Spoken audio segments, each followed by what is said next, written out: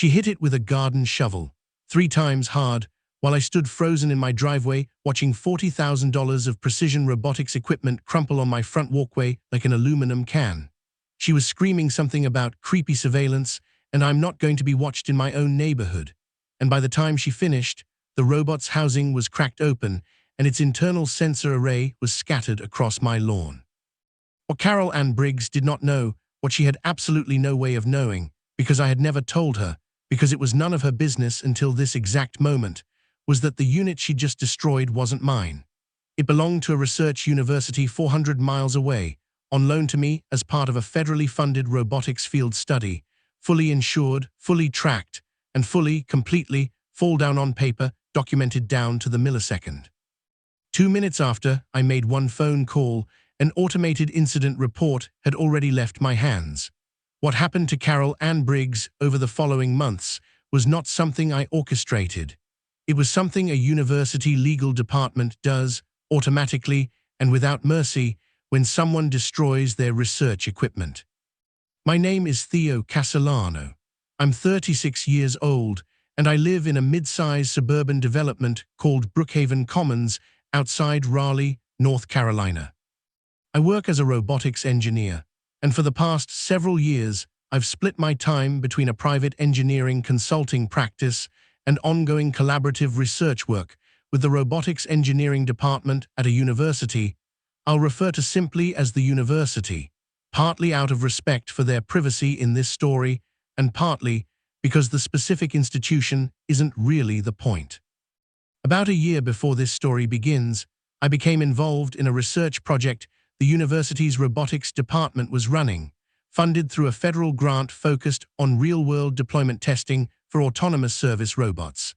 Specifically, small wheeled units designed to perform tasks like package delivery, mobile security patrol, and environmental monitoring within residential and small commercial settings. The research goal was to gather real-world performance and reliability data outside of a controlled lab environment, since lab testing only tells you so much about how robotic systems actually perform when they encounter the genuine unpredictability of real neighborhoods, real weather, real obstacles, and real people. Because of my background and my existing relationship with several faculty members in the department, I was selected as one of a small number of field test hosts for this research program. The arrangement was straightforward. The university would provide me with a research unit, a 4-wheeled autonomous service robot about the size of a large cooler, equipped with an extensive sensor array including cameras, LiDAR, various environmental sensors, and a secure data logging system, and I would operate it within my own property and the surrounding public areas of my neighborhood for a defined testing period, performing simple, pre-programmed tasks like patrolling a fixed route, monitoring environmental conditions, and testing autonomous navigation in unstructured residential terrain. The unit itself was, in pure equipment terms, valued at just under $40,000, reflecting the cost of the various research-grade sensors, the custom fabrication, and the data processing hardware involved, well beyond what a comparable consumer market robot would cost. It was university property, on loan to me under a formal agreement that specified my responsibilities for its care, the conditions under which I was permitted to operate it, and crucially, a comprehensive data logging and remote monitoring system that the university's research team maintained continuous access to for the duration of the study. This monitoring system matters enormously to what happened. The robot wasn't just operating autonomously and unsupervised. Its sensor data, operational status, and any anomalous events were continuously logged, and for significant events specifically, automatically flagged and transmitted to the university's research server in near real time. This was a deliberate design feature of the research program, not something exotic or unusual. Research institutions deploying expensive field equipment routinely build in this kind of monitoring specifically to protect their investment and to capture data about exactly the kind of unexpected real-world events that make field testing valuable in the first place. Brookhaven Commons is a development of about 170 homes, built in stages over roughly 15 years, with a fairly typical homeowners association handling the usual range of community matters, landscaping standards, exterior modification approval, a community pool and clubhouse, that sort of thing. I'd lived there for about 5 years before this story begins, generally finding the HOA unremarkable in the way most functional HOAs are present, occasionally bureaucratic, but not a significant source of friction in my daily life. The HOA president at the time was a woman named Carol Ann Briggs. She'd held the position for about 2 years when this story begins, having been elected after the previous president stepped down due to relocating for work. Carol Ann was, by most neighborhood accounts, including my own observations, an energetic and engaged president in terms of basic administrative functions, but she also had a well-established reputation in the neighborhood for being particularly intense about certain categories of concern, privacy and surveillance issues chief among them. I want to be fair in describing this, because I think it's relevant context rather than simply dismissive characterization. Carol Ann had, according to neighborhood conversation I'd picked up over the years, had some kind of negative experience in a previous community involving a neighbor's home security camera system that she felt had been used inappropriately to monitor her activities. Whatever the specifics of that prior situation, it had left her with a genuinely heightened sensitivity to anything she perceived as surveillance technology in a residential setting. And she had, over her time as HOA president, pushed through several policy initiatives related to camera placement, doorbell camera angles, and similar privacy-adjacent concerns. Most of these initiatives were, in my assessment, reasonable enough. Nobody in the neighborhood seriously objected to basic guidelines about not pointing a security camera directly into a neighbor's windows, for instance. The problem, as it eventually developed, was that Carol Ann's sensitivity to surveillance concerns did not come with a correspondingly careful approach to verifying what she was actually looking at before reacting to it. The robot's deployment. The research robot arrived at my house in early spring, delivered directly by 2 members of the university's research team who spent the better part of a day with me reviewing the operating procedures, the data systems, and the specific testing protocol I'd be following over the coming months. The unit was visually a fairly distinctive piece of equipment, about 3 feet tall, matte gray housing, with a visible sensor cluster on top that included several camera lenses and a rotating LiDAR unit. It moved at a deliberate, moderate pace, following programmed routes that took it around my property and, per the testing protocol, periodically out into the shared common areas and sidewalks of the neighborhood, since part of the research goal was specifically testing autonomous navigation performance in unstructured public residential spaces rather than just controlled private property. I want to be clear that this deployment was entirely legal and properly authorized. I had reviewed the relevant guidance with the university's Research Compliance Office before beginning the field test, and the protocol had been specifically designed to operate within public right-of-way areas, sidewalks, the edges of streets, in a manner consistent with how any other wheeled device, like a delivery robot from a commercial service, would be permitted to operate. I had also, as a matter of basic neighborly courtesy, sent an informational email to my immediate neighbors when the testing period began, explaining briefly that I'd be operating a research robot in the area as part of a university study, and providing my contact information in case anyone had questions or concerns.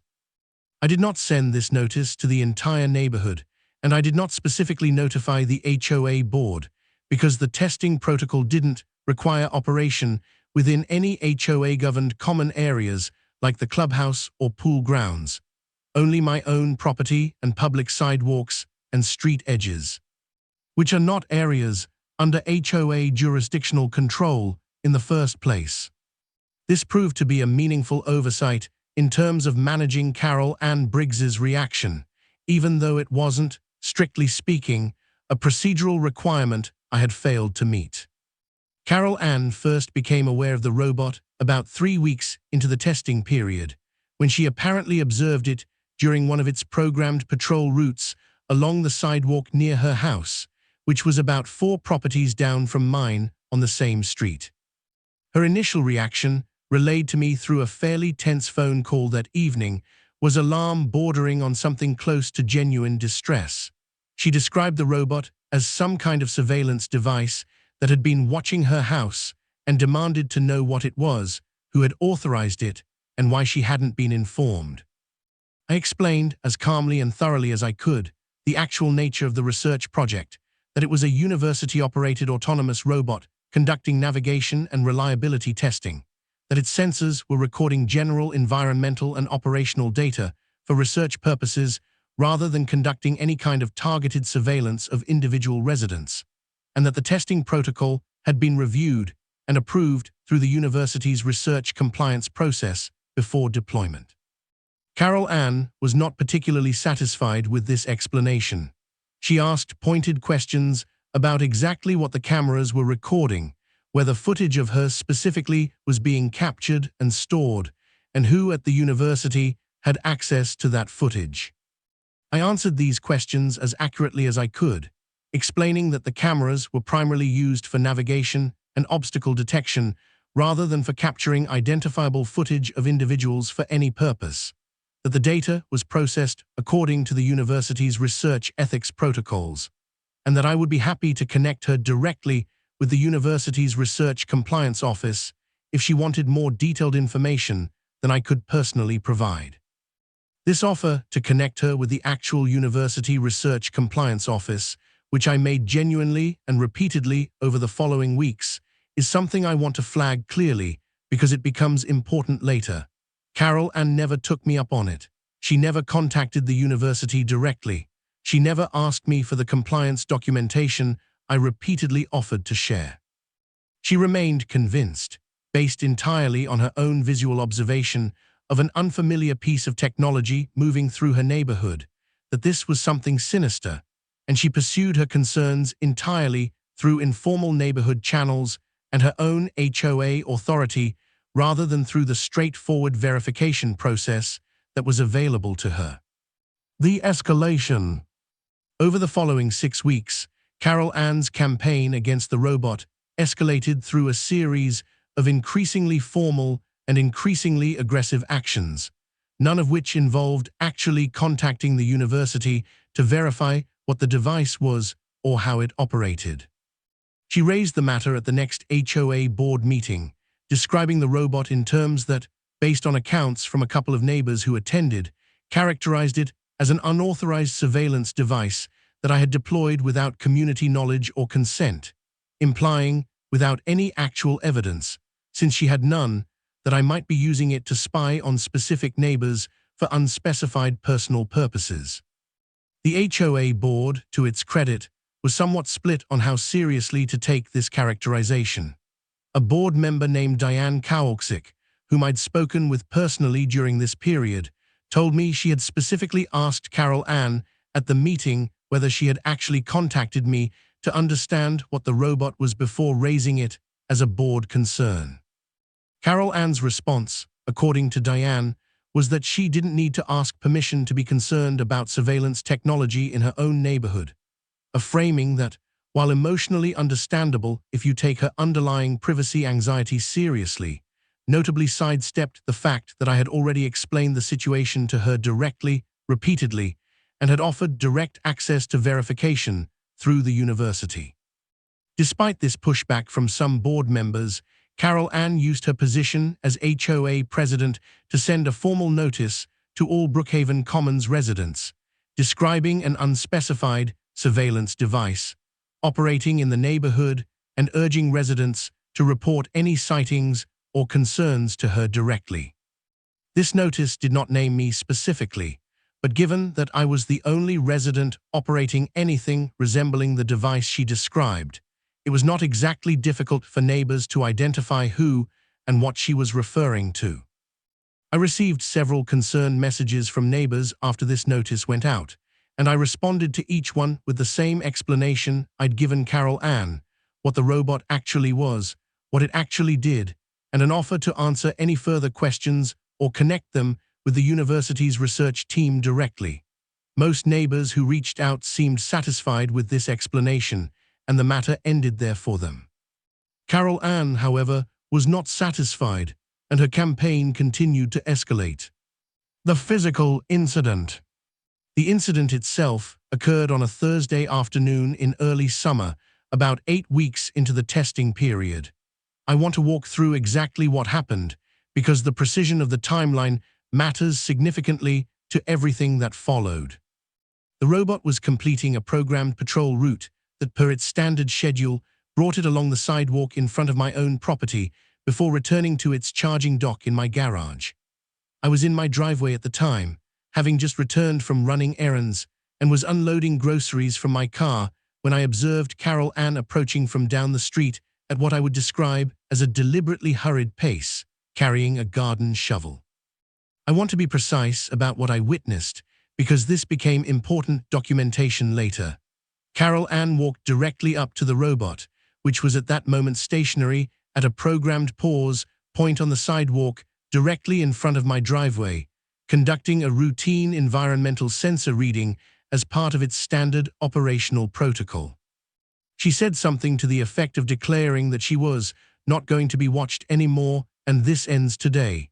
and then struck the robot's housing with the garden shovel, hard, 3 times in rapid succession. I was, I'll be honest, too stunned in the first several seconds to do anything beyond watch this happen. The robot's outer housing, while built to reasonable durability standards for a research device expected to operate in outdoor residential conditions, was not designed to withstand a direct, forceful impact from a metal garden tool wielded by an adult with clear intent to cause damage. The housing cracked open on the second strike.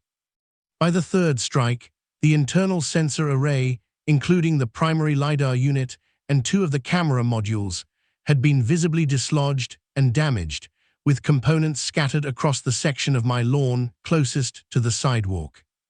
I called out to Carol Ann to stop, which she did only after the third strike, at which point she stood over the damaged robot, breathing heavily, and told me, I remember this almost word for word, that she didn't care what it cost to replace, that I had no right to put a spy device in the neighborhood without permission, and that she'd do it again if I tried to deploy it again. She then walked away, back toward her own house, leaving me standing in my driveway looking at a destroyed piece of $40,000 university research equipment scattered across my front lawn. The 2 minutes. I want to walk through exactly what happened in the minutes immediately following the incident, because this is the part of the story that I think people find most interesting, and because the precision of the timeline is, again, genuinely important to how everything subsequently unfolded. The research robot's monitoring system, as I mentioned earlier, was designed to detect and flag significant operational anomalies in near real time. A sudden, severe physical impact event, the kind registered by the robot's onboard accelerometers and structural integrity sensors during Carol Ann's 3 strikes with the garden shovel, triggered an automatic alert protocol built into the university's monitoring system, specifically to flag exactly this kind of unexpected event during field testing. Within roughly 90 seconds of the first impact, before I had even fully processed what had just happened, the university's research monitoring server had automatically generated and transmitted an incident alert to the designated emergency contacts on the research team, flagging a severe impact event with the unit's telemetry data, timestamp, and last known operational status all automatically packaged into the alert. I called the university's research team directly about 2 minutes after Carol Ann walked away, reaching the lead graduate researcher overseeing my specific field deployment, a doctoral candidate named Priya Anand, who I'd worked with closely throughout the testing period. Priya told me, when I described what had happened, that she had literally just received the automated impact alert on her phone moments before my call came in, and that she was already pulling up the unit's telemetry logs to assess the damage remotely before I'd finished explaining the situation verbally. This is the genuinely remarkable part of how quickly things moved. By the time I'd finished my initial phone call with Priya, which took perhaps 10 minutes total, she had already begun the university's formal equipment damage incident protocol, a process that, I would learn over the following days, moves with considerably more speed and procedural rigor than I think most people, including Carol Ann, would have anticipated for what she clearly believed was simply destroying an unwelcome piece of equipment with no significant consequences attached. The university's response. What I learned over the following several days, as the situation unfolded, was that university research equipment damage, particularly equipment associated with federally funded grant research, triggers a fairly extensive and procedurally serious institutional response, for reasons that extend well beyond the simple replacement cost of the damaged item itself. Priya explained to me, during a longer follow-up call the next morning, that the robot's destruction created several distinct institutional concerns for the university beyond just the immediate $40,000 equipment loss. First, the unit contained accumulated research data from 8 weeks of field testing that, depending on the extent of damage to its data storage systems, might be partially or completely unrecoverable, representing a meaningful loss of research progress on a federally funded grant with specific reporting obligations and timelines. Second, the manner of destruction, deliberate, witnessed, physical attack on research equipment by a third party, created a liability and insurance situation that the university's legal affairs office needed to formally document and address, both for their own institutional insurance purposes and to establish a clear record in case any questions arose later about equipment accountability under the grant's terms. I provided a complete written statement to the university's legal affairs office within 24 hours of the incident, describing exactly what I had witnessed, including Carol Ann's specific statements before and after the attack, which I'd written down as precisely as I could remember while the memory was still fresh. I also provided contact information for 2 neighbors who, it turned out, had partially witnessed the incident from their own properties and were willing to confirm what they'd observed. The university's legal affairs office, a woman named Rosalind Pierce, who specialized in research compliance and institutional risk matters, contacted me directly about 4 days after the incident. She explained that the university's position, based on their initial assessment, was that Carol Ann Briggs's actions constituted deliberate destruction of university property, and that the institution intended to pursue both the recovery of equipment replacement costs and a formal accounting of any research data losses resulting from the incident. She also asked me a question that I hadn't fully considered until that point, whether I was aware of any prior pattern of conduct from Carol Ann that might be relevant to understanding her actions, specifically referencing the HOA notices and the escalating complaint pattern I described to her during our initial conversation. I told her about the formal HOA notice Carol Ann had sent to the entire neighborhood, the board meeting comments, and the repeated occasions on which I had offered her direct verification access to the university's research team, which she had consistently declined to pursue. Rosalind was quiet for a moment after I finished explaining this. Then she said, "This is helpful, Mr. Castellano. This establishes that her actions weren't a single moment of panic based on genuine confusion about an unfamiliar object. This was a deliberate act following a sustained pattern where she had multiple clear opportunities to verify what she was actually looking at and chose not to pursue any of them." End of part 1. About a week after the incident, I received formal confirmation that the university's legal affairs office had retained outside counsel to pursue the matter against Carol Ann Briggs, citing both the direct equipment replacement and repair costs and the research data loss resulting from her actions. I drove past Carol Ann's house a few times in the days following the incident, noting that her car remained in her driveway and that, as far as I could tell, life in the neighborhood was proceeding entirely normally for her, no apparent awareness, at least from the outside, of what was approaching. I called Priya to check on the research project status about 10 days after the incident. She told me something that, looking back, set the stage for exactly how dramatically Carol Ann's situation was about to change. She said, "Theo, the legal team finished their initial damage and data loss assessment today. I think you should know the number they're working with before this moves forward, because it's significantly higher than I think either of us initially expected." I asked her what the number was.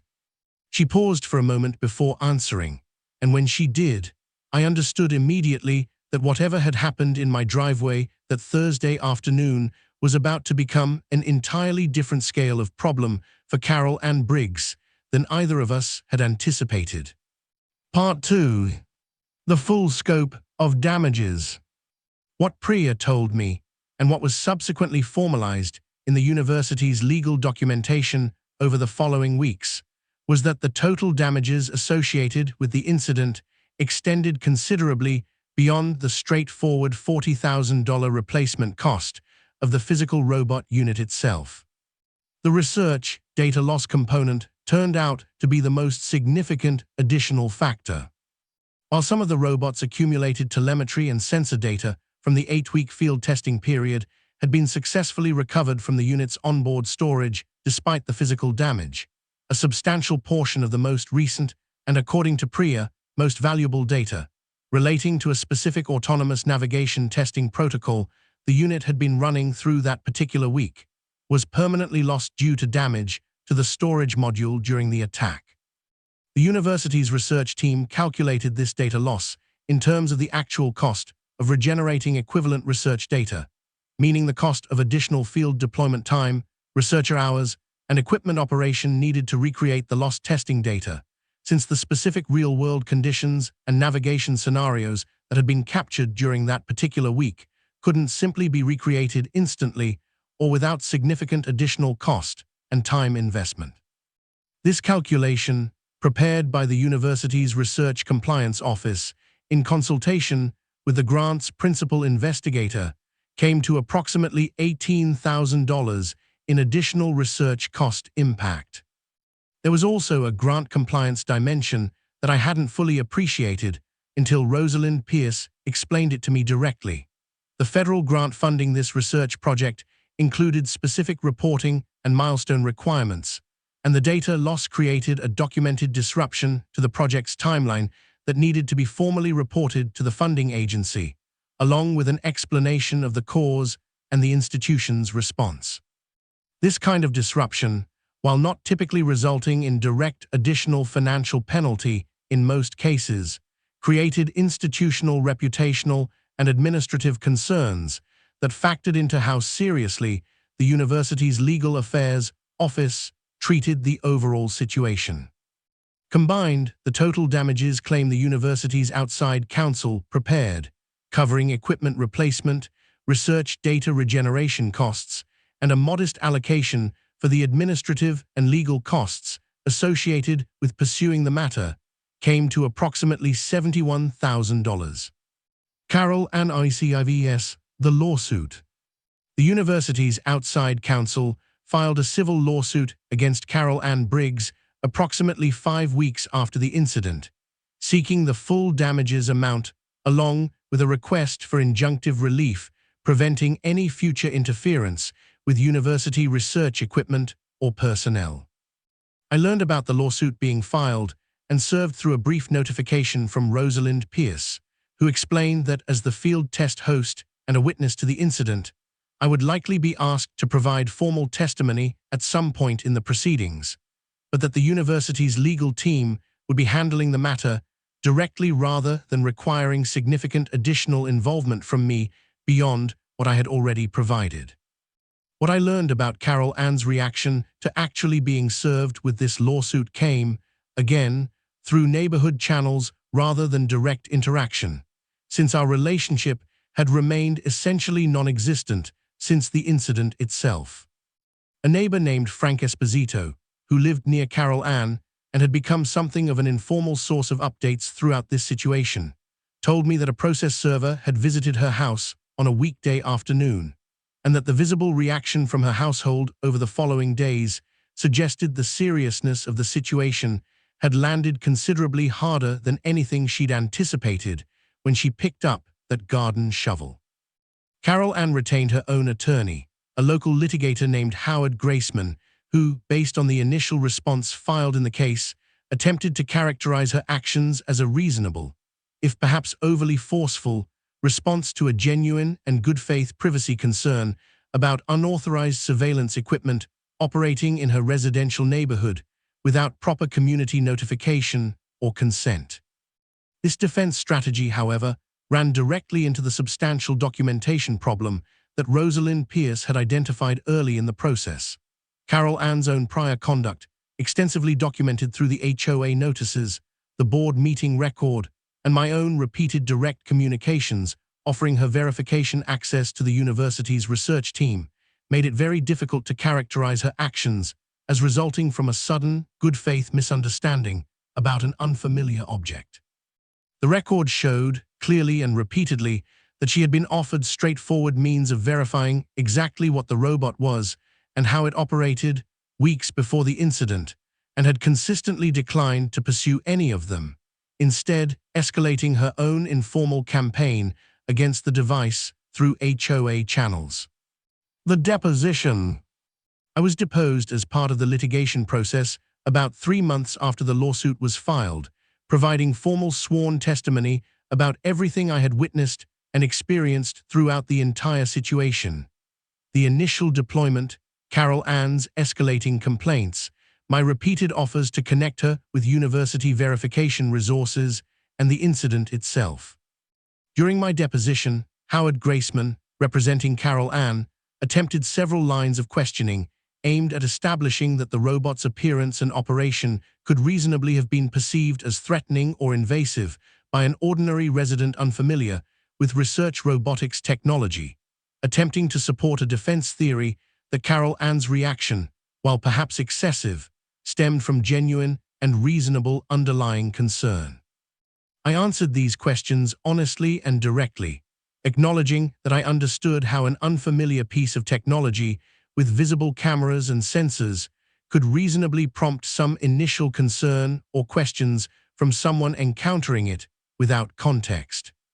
But I also testified clearly and specifically about the multiple direct conversations in which I had explained exactly what the device was, what it actually did, and had offered repeated direct access to university verification resources, testimony that was further supported by text message records and email correspondence I had retained from those exchanges, which Carol Ann's attorney was, notably, unable to meaningfully dispute or reframe in a way that supported his client's position.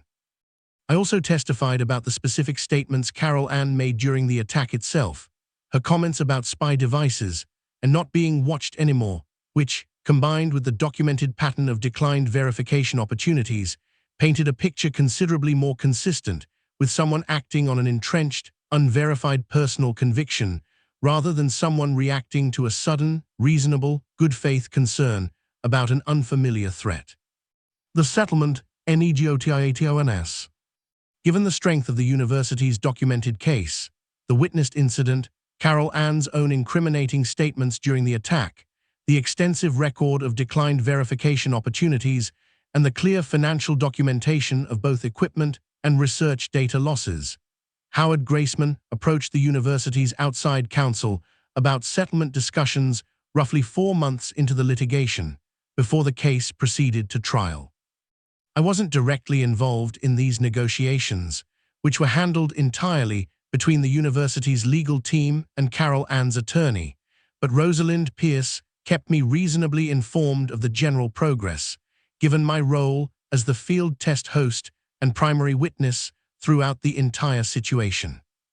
The settlement that was ultimately reached, finalized about 5 months after the lawsuit was initially filed, required Carol Ann to pay $58,000 to the university, covering a substantial majority of the original damages claim, along with a formal written acknowledgement that her actions had constituted deliberate destruction of research equipment without legal justification. Rosalind explained to me that the university's legal team had been willing to settle somewhat below their original full damages claim, primarily to avoid the additional time and litigation cost of proceeding to a full trial, given that the settlement amount still represented a substantial and meaningful financial accountability for Carol Ann's actions, and given that the university's primary institutional interests. Recovering the bulk of their financial losses and establishing a clear documented record of the incident for grant reporting purposes, were substantially satisfied by the settlement terms. What HAPPNED2, Carol Ann, in BROKHAVN Commons. I want to talk about how this situation affected Carol Ann's standing within the Brookhaven Commons community itself, separate from the direct legal and financial consequences, because I think it's a meaningful part of how this story actually concluded. Word of the lawsuit, and eventually the settlement, circulated through the neighborhood with the kind of inevitability that these things tend to have in close residential communities, regardless of how much any individual party might prefer to keep such matters private. By the time the settlement was finalized, it was, by most accounts I gathered through ordinary neighborhood conversation, fairly widely known within Brookhaven Commons what had actually happened and what it had ultimately cost Carol Ann.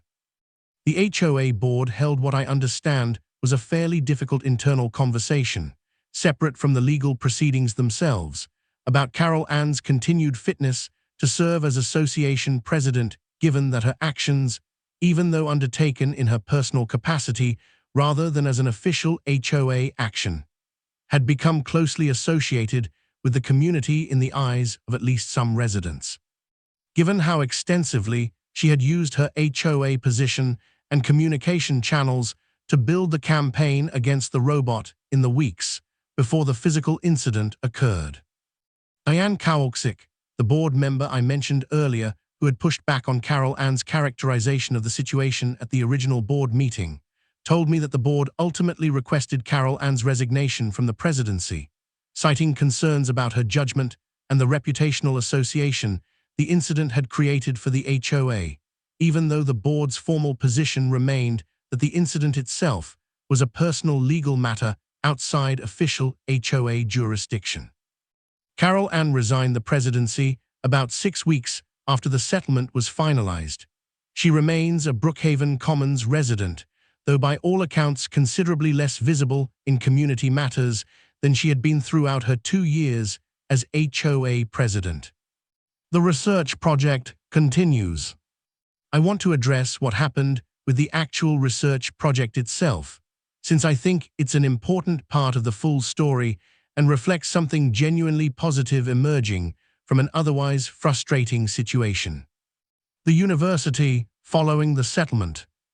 used a portion of the recovered funds to procure a replacement research unit, and I continued serving as a field test host for an extended testing period that ultimately ran several months longer than the original protocol had specified, partly to help recover some of the research timeline disruption caused by the incident.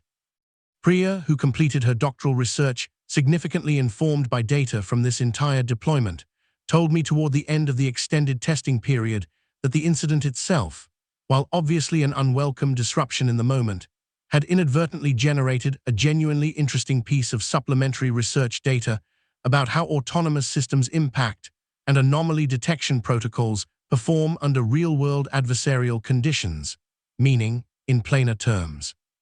that the research team had learned something genuinely useful about how quickly and effectively their monitoring systems could detect and respond to a deliberate attack on field-deployed equipment, which was not originally a specific research question the project had been designed to study, but which became a valuable unplanned data point given what had actually happened.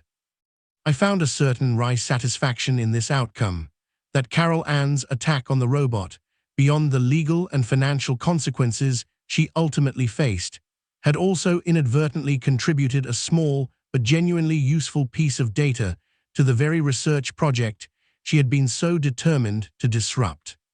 What I learned about verification and assumption. I've thought a great deal, in the time since this situation fully concluded, about what it actually illustrates beyond its specific and somewhat unusual circumstances involving university research robotics. The core lesson, I think, centers on the gap between feeling certain about something and actually verifying it. Carol Ann Briggs was, by every account including her own statements during the incident itself, completely convinced that she understood exactly what the robot was and what threat it posed, convinced enough to escalate her concerns through formal HOA channels, convinced enough to send a neighborhood-wide notice characterizing it as unauthorized surveillance technology, and ultimately convinced enough to physically destroy a piece of equipment worth tens of thousands of dollars with a garden shovel. At no point in this entire escalating process did she take the straightforward, repeatedly offered step of actually verifying her assumptions through the direct channel I provided to her, connecting with the university's research team, asking the specific questions she had about data collection and privacy directly to the people who could authoritatively answer them. Rather than building an entire campaign of escalating concern and ultimately violent action on the foundation of her own unverified assumptions about what she was looking at. I don't think this reflects malice on Carol Ann's part, particularly given what I understand about her prior negative experience with surveillance technology in a previous community. I think it reflects something more common, and in its own way, more instructive: the way genuine, even reasonably founded initial concern can calcify into unverified certainty when it's never actually tested against the straightforward information that's available, if only someone is willing to actually seek it out rather than build an entire narrative around an assumption that feels true without ever confirming whether it actually is. The robot today. The replacement research unit completed its extended field deployment successfully about 4 months ago and has since returned to the university for the next phase of data analysis and eventually redeployment for a different research team's project elsewhere. I still occasionally think about that Thursday afternoon, standing in my driveway watching $40,000 of research equipment get destroyed by someone who never once took me up on my repeated offer to simply ask the people who could have told her, clearly and authoritatively, exactly what she was actually looking at. The lesson I keep coming back to is a fairly simple one, even though the specific circumstances that produced it were genuinely unusual. Verification is available to almost everyone, almost all the time, if they're willing to actually seek it out rather than act on the certainty of an assumption that's never been tested. Carol Ann Briggs had that verification available to her, offered directly and repeatedly for 8 full weeks before she picked up that shovel. She never asked, and 2 minutes after she finally acted on her unverified certainty, a process that had been quietly running in the background the entire time, automated, thorough, and completely indifferent to how confident she had felt about her own assumptions, had already begun the process that would eventually cost her $58,000 and her standing in her own community.